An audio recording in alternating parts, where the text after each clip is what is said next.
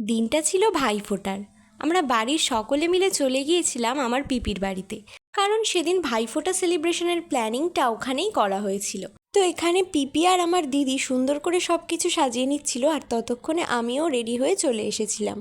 Finally এখন দেখো এখানে সব কিছু সুন্দর করে সাজিয়ে নেওয়া হয়েছে 5 রকম ফল, 5 রকম মিষ্টি দিয়ে। আর যাদের উদ্দেশ্যে ভাইফোঁটার আয়োজন তারাও কিন্তু সুন্দর করে রেডি হয়ে সবাই চলে এসেছে। এখানে আছে আমার বাবা, কাকাই, আমাদের পুচকু ভাই আর আমার দাদা। প্রথমেই পিপি বাবা আর কাকাইকে ফোঁটা দিয়ে নিয়েছিল, আর তারপর আমরা আমাদের পুচকু ভাইকে প্রথমবারের জন্য ফোঁটা দিয়েছিলাম, কারণ তার এবার 5 বছর পূর্ণ হয়েছিল।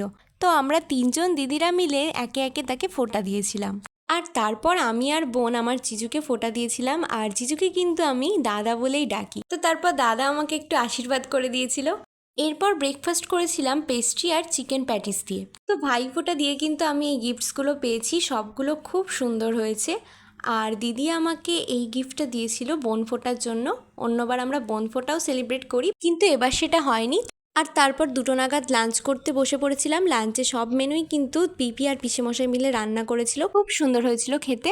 এরপর একটু রেস্ট নিয়ে আমি, মা, বাবা চলে আসি আমার মাসির বাড়িতে, কারণ ওখানে আমার আর একটা ভাই ছিল, আমার মাসির ছেলে। তো ওকেও ভাইফোঁটা দিয়ে দিয়েছিলাম। সব মিলিয়ে এবছরের ভাইফোঁটা তো আমার বেশ দারুণ কাটলো। এবছর তোমাদের ভাইফোঁটা কেমন কাটলো জানাতে ভুলো না ছোট্ট একটা কমেন্ট করে।